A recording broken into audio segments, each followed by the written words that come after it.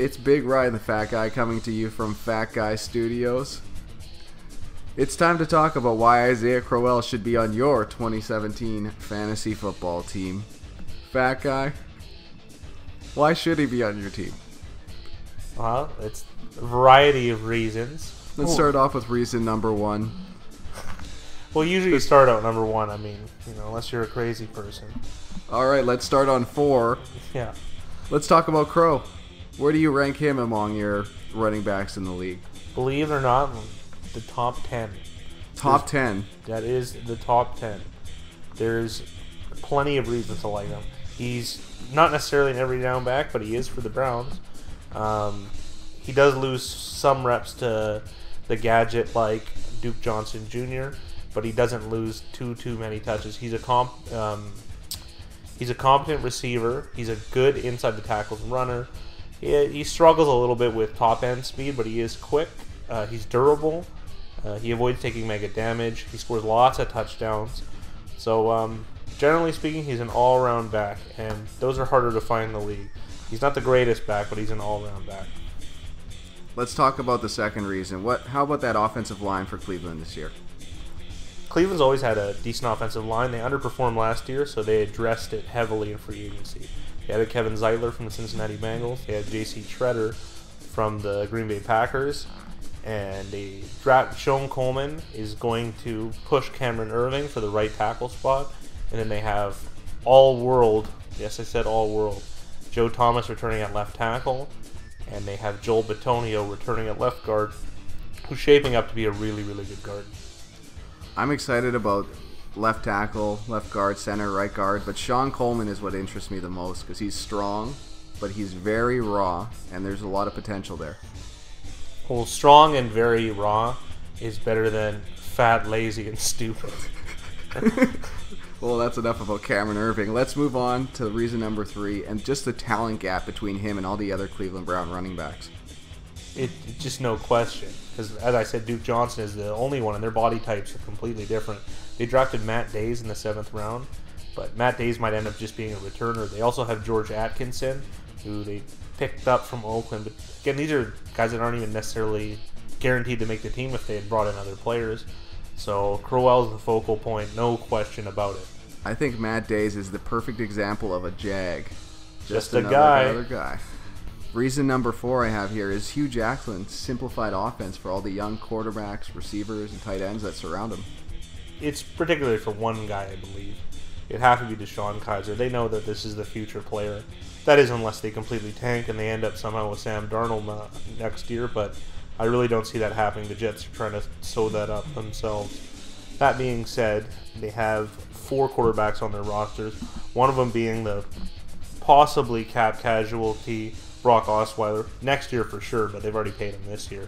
So with a simplified offense, what you get is a lot of handoffs, a lot of checkdowns, and that could only bolster the carries and touches for your running back, and in this case, Isaiah Crowell. And to jump onto that point and add on to it, they also lost 2 pretty big players in their offensive weapon repertoire. Yeah, well, they're big in size. In skill level, they're decent too, actually. Gary Barnidge, he's a journeyman tight end, but he's really come on for the Browns in the past 2 seasons. Anyone who had him on their fantasy team definitely noticed this. And Terrell Pryor, maybe the best athlete in the NFL, turned into wide receiver, and he did a very good job breaking the 1,000-yard mark in his first campaign. Not to mention he played snaps at quarterback, running back. I mean, the guy just did it all, and now he's on the Redskins. He is one of our favorite players. Definitely. Hey, he was out of the league, and he made it back into the league as a receiver. Well, yeah, he did play quarterback for, 6 teams? He was on the Chiefs practice squad, or not practice squad, he tried out for the Bengals, didn't make it. Of course, he started with Oakland. That was Al Davis's last pick. The other thing, too, is Terrell Pryor has won us quite a bit of money over the years. Yes, he has. Yes, he has. Terrell Pryor is a great quarterback if you're going to bet against the spread. Of course, he's getting points, but that's why we love him. But let's jump on to the last point we have, and that's the improved defense of the Cleveland Browns. There's no question that this defense is completely overhauled. There's almost every player in the starting 11 is young and talented, all but mostly marginally talented. They managed to snag the first overall draft pick, Myles Garrett, who's considered the best edge rusher. They retained Jamie Collins after trading for him last year with the New England Patriots, and with a modest contract and only $50 million. $50 million sounds like ridiculous money, but not in what we're talking about with the talent of Jamie Collins. Danny Shelton is staying over from the previous regime. When you're that big, playing nose tackle, it's hard to be bad. They drafted Carl Nassib and Emmanuel Ogba last year, who are proving to be NFL quality, let's say. The secondary is still awful, but they tried to remedy that situation by trading for a former first-round pick from the New York Jets, Calvin Pryor, and then them themselves drafting Jabril Peppers, hopefully a Charles Woodson-like jack-of-all-trades player. And adding a couple cast-offs, too, with Jason McCourty and Ed Reynolds. Yes. I mean, I'm not going to write home about Ed Reynolds, but... And Jason McCourty's his best days are definitely behind him, but I mean, it's still an attempt. So this defense will move forward. They also grabbed Bounty Gate Greg Williams as the defensive coordinator. We'll see how that translates to this team of young talent. So to end this video off, what do you think? Where would you put projections for Crowell as far as yards and touchdowns?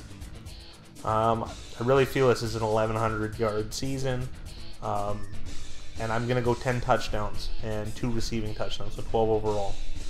It's time to talk about Isaiah Crowell, and we are done. As always, thanks for watching. Remember to like, comment, and subscribe, and it's time for Big Rye to feed the fat guy.